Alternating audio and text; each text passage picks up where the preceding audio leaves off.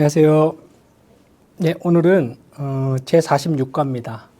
92문과 93문으로 이루어져 있고요. 이제 이 하이델베르크 교리문답이 본격적으로 시작하려고 하는 십계명의 개요에 대해서 좀 공부를 해보도록 하겠습니다. 먼저 바로 앞문단에서 선한 행위란 무엇입니까? 라고 물었고, 그 다음에 율법이라고 대답을 했는데, 또 오늘 여기 92문단에서는 그렇다면 율법이란 무엇입니까? 라고 또 물었고, 답은 여기 제가 지면상 다 싫지는 않았지만 하이델베르크 교리문답에서는 출애굽기 20장 1절로 17절에 나와 있는 십계명의 내용을 다 실어놨어요. 그러니까 하나님의 율법이란 곧 무엇이라는 겁니까? 십계명이라는 거죠. 그런데 그냥 단도직입적으로 십계명이 곧 율법이고 율법이 곧 십계명입니다.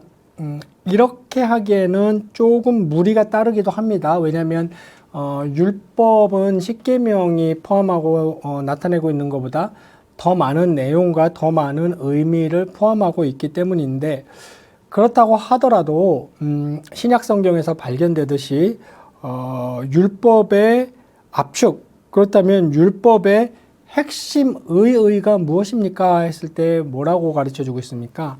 하나님을 내 몸과 같이 마음을 다하고 힘을 다하여 하나님을 사랑하고 또 그와 같이 내 이웃을 사랑하라.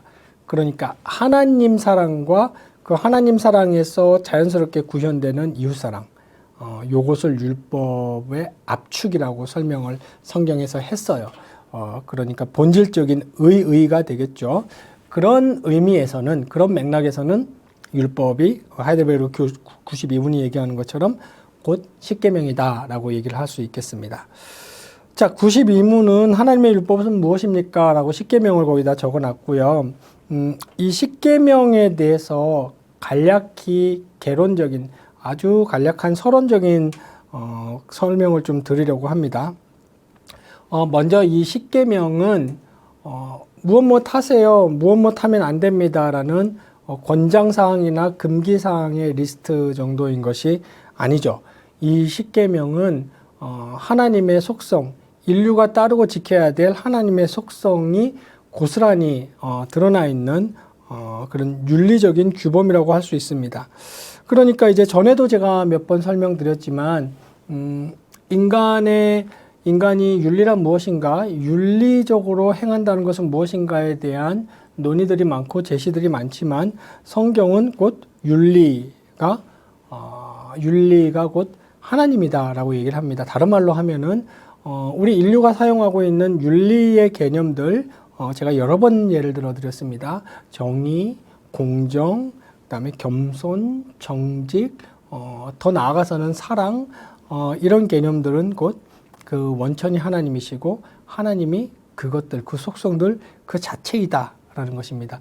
그러니까 성경에 따를 때에 인간이 윤리적이다, 인간은 윤리적으로 행한다고 했을 때의 첫 단추는 무엇이냐면 하나님에 대하여, 하나님에 관하여, 하나님을 향하여 행하는 것을 말하는 것이 되겠죠. 그것이 곧 1부터 4계명에 나와 있는 것이고, 또 더 나아가 10계명, 성경은 무슨 얘기합니까? 이렇게 윤리의 본질적인 진짜 의인 인간이 신에 대한 가져야 될 자세를 행하고, 그런 다음에 그것을 수평적으로 이웃에게도 똑같이 실천하는 것이 율법의 정신이고 또 윤리의 정신이라고 하겠습니다. 그래서 이 십계명이 주어진 것은 이스라엘이라는 이 신정국가 출범하고 그들에게 실제로 행해야 될 기준으로 주어진 것인데, 원래 이스라엘이, 하나님이 지상에서 이스라엘을 출범시킬 때 어떤 나라가 되어야 했습니까?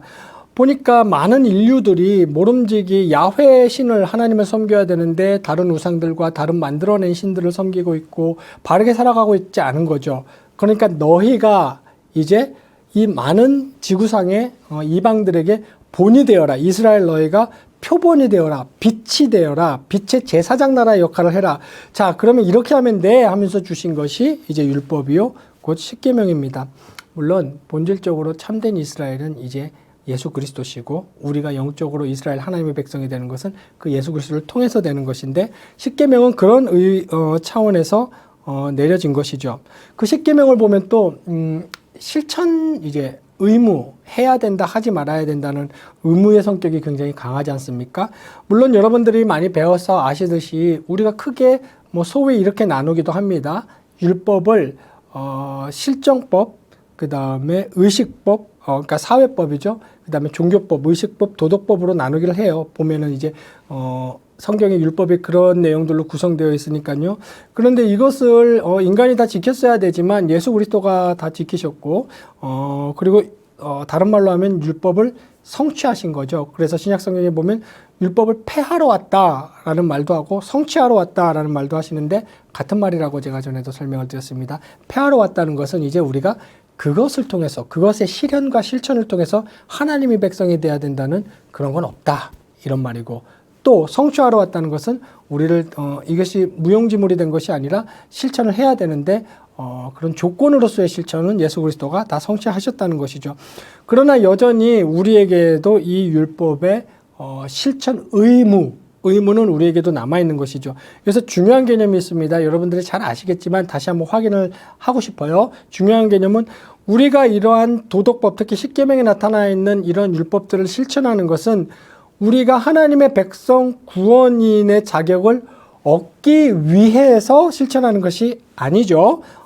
그러나 실천 의무가 남아있다는 말은 우리가 하나님의 백성 완전하고 영원한 변함없고 취소되지 않는 구원인이 되었기 때문에 이제 그렇기 때문에 자발적이고 감사하고 또한 의무감에서 하는 겁니다. 위에서 하는 것이 아니고 했기 때문에 하는 것입니다. 실제로 이 십계명을 내려주셨을 때 출애굽기 20장에 보면은 그 앞에 어떤 선언을 하나님이 먼저 하시냐면 나는 너를 애굽 땅 종되었던 집에서 인도하여 낸 너의 하나님 여호와다 이런 선언을 먼저 해요. 그러니까 너희가 이것을 지키면 내가 너의 하나님이 되겠다, 너희를 구원해 주겠다가 아니고 나는 이미 너의 하나님이 되었고 너희를 이미 구원해낸 그 장본인이다 라고 선언을 하면서 율법을 구약시대에도 주셨던 것을 알 수 있습니다. 또 성경에 보면 예수님과 사도 바울도 신자들의 실천적 규범을 어떤 예를 들고 있어요? 예수님과 사도 바울도 신자들 너희들 실천하면서 살아라 무엇을 했을 때 그 규범이 곧 십계명으로 예수님과 사도 바울도 얘기하고 있는 것을 알 수가 있습니다. 그리고 이러한 실천적 의무 규범으로서의 성격이 여전히 이미 예수 그리스도로 말미암아 구원받은 신약 성도들에게도 남아있는 이유는 언약성은 없어지지 않았기 때문이라고 제가 전에도 말씀드렸고 다시 말씀드립니다. 신과 인간은 언약 관계 속에 있습니다. 이 관계성, 이 틀은 변하지가 않아요. 이것은 인간이 산소를 들여 마셔야 된다는 그 사실보다도 더 본질적이고 중요한 사실입니다. 신과 인간은 언약 관계 속에 있다. 언약 관계라는 것은 이쪽에서 이걸 하면 이쪽에서도 이걸 해야 요 계약이 성취된다는 것인데, 근데 요렇게 하고 요렇게 하는 것은 하나님이 다 하셨죠. 성부가 하셨고 성자가 하셨고 우린 그걸 그냥 고스란히 받아들여서 그 은택, 베너핏들을 우리의 것으로 누리는 겁니다. 그러나 이렇게 은혜로 아무 값 없이 아무 공로도 없이 그 은덕을 누린다고 해서 그 언약성, 신과 인간의 언약성 자체가 없어진 건 아닙니다. 아까도 설명드렸지만 이것을 성취하기 위해서 의무를 이행하는 것이 아니라 성취됐기 때문에 감사하는 마음으로 여전히 이 언약성의 관계 속에 인간은 들어있고 이것을 실천해야 되는 것입니다.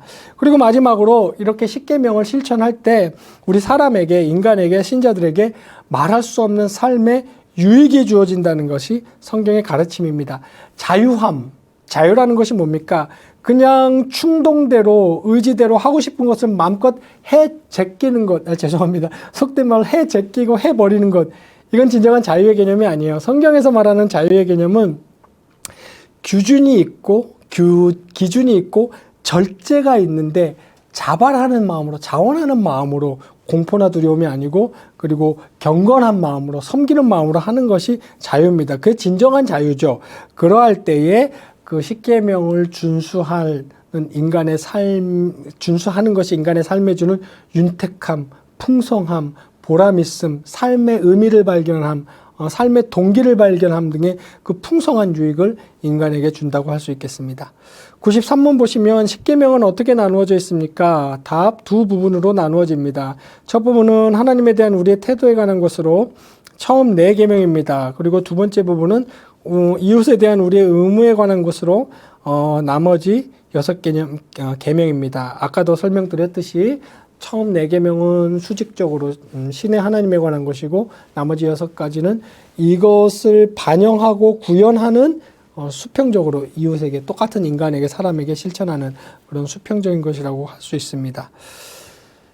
자, 다음 시간에는 그러면 하나씩 제1계명부터 본격적으로 살펴보도록 하겠습니다. 한 주간도 잘 지내시고 다음 주에 뵙겠습니다. 감사합니다.